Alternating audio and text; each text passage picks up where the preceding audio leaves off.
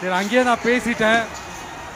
மீனவர்களுக்காக ஒரு 3 பாயிண்ட் சொல்லிட்டு கிளம்பிடுறேன்.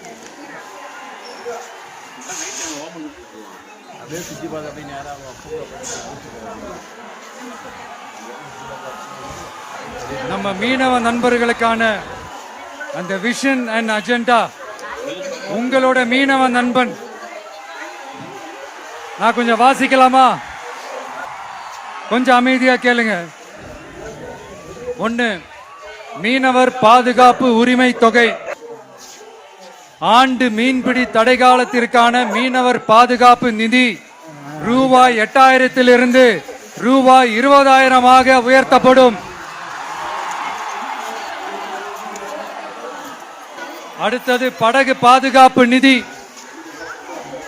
படகுகளை விடுவிப்பது குறித்து தூதரக வழிகளில் பேச்சுவார்த்தை நடத்தும் வரை வங்கி கடன்களை திருப்பி செலுத்தவும் மீனவர்களின் குழுவுக்கு ஆதரவு அளிக்கவும் படகு உரிமையாளருக்கு ரூபாய் 5 லட்சம் உடனடி இடைக்கால நிவாரணம் வழங்கப்படும்.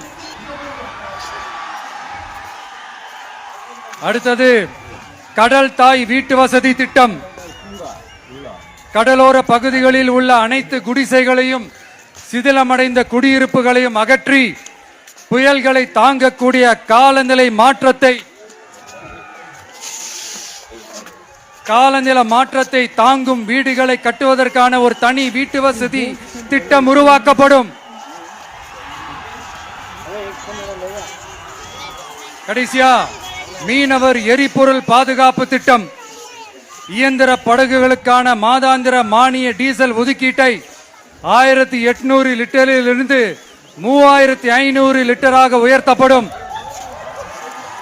1 லிட்டருக்கு ரூபாய் 15 என்ற நிலையான மானியம் படகு உரிமையாளரின் வங்கி கணக்கிற்கு நேரடியாக செலுத்தப்படும். இதெல்லாம் ஒரு சின்ன சாம்பிள் தான். இது ஏதோ தேர்தலுக்காக திமுக